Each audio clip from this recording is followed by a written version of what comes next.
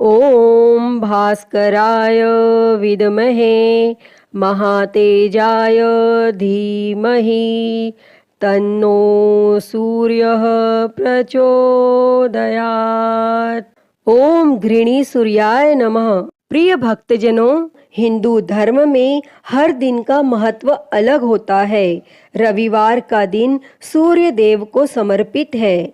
इस दिन लोग सूर्य देव की पूजा करते हैं और उन्हें अर्घ्य देते हैं।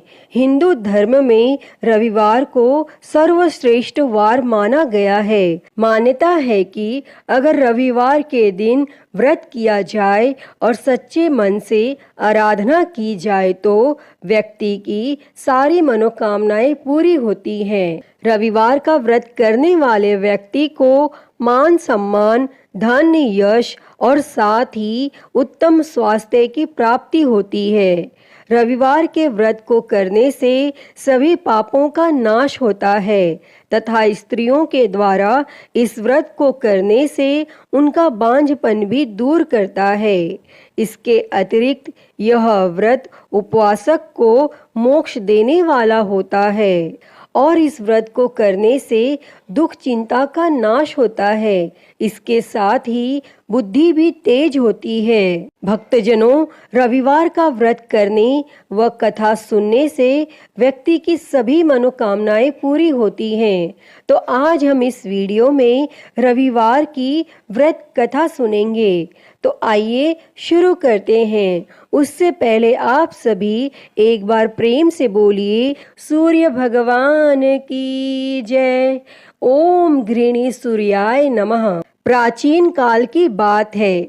एक नगर में एक बुढ़िया रहती थी। वह हर रविवार को सूर्योदय से पहले उठकर स्नान आदि करके घर के आंगन को गाय के गोबर से लीप कर स्वच्छ करती थी और उसके बाद वह सूर्य देव को अर्घ्य देकर पूजा अर्चना करती थी और फिर भोजन तैयार कर सूर्य भगवान को भोग लगाकर स्वयं भोजन करती थी और सूर्य देव उस बुढ़िया से बेहद प्रसन्न थे और उनकी कृपा से उसे किसी भी प्रकार की चिंता और कष्ट नहीं था और धीरे धीरे उसका घर धन धान्य से भरता गया।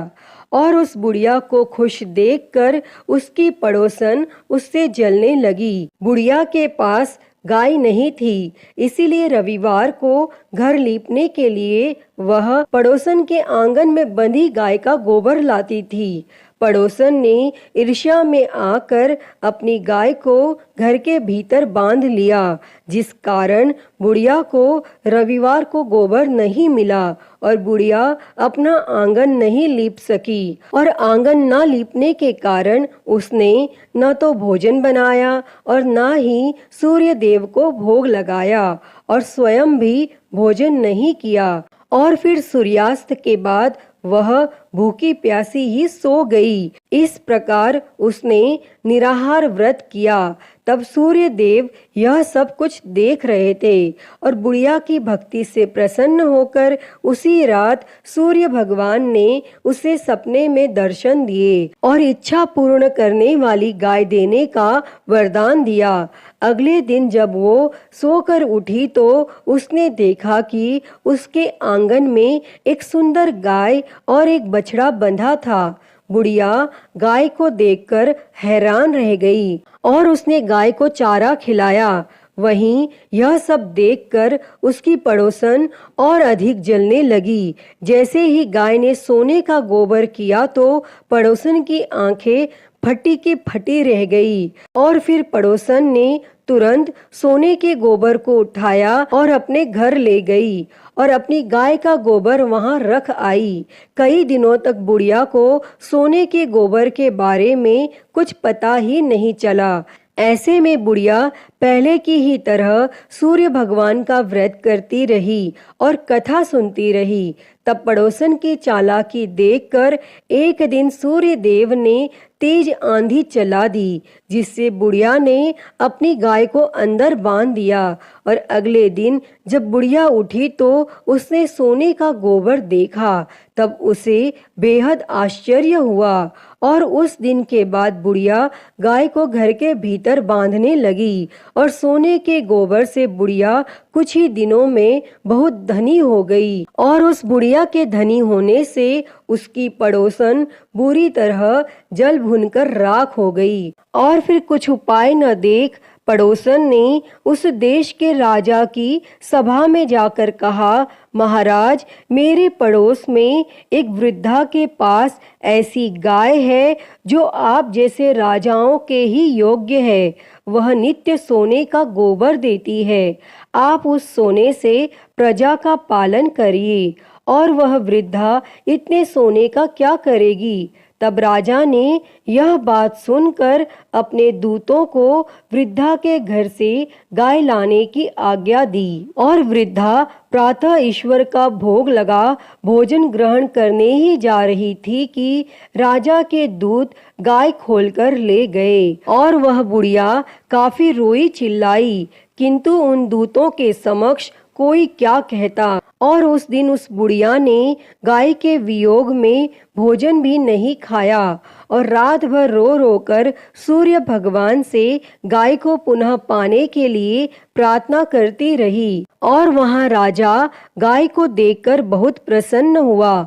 लेकिन सुबह जैसे ही उठा, सारा महल गोबर से भरा दिखाई देने लगा। तब राजा यह देख घबरा गया और सूर्य देव ने रात्रि में राजा को स्वप्न में दर्शन देते हुए कहा कि हे राजा, गाय उस बुढ़िया को लौटाने में ही तेरा भला है। उसके रविवार के व्रत से प्रसन्न होकर मैंने उसे गाय दी थी।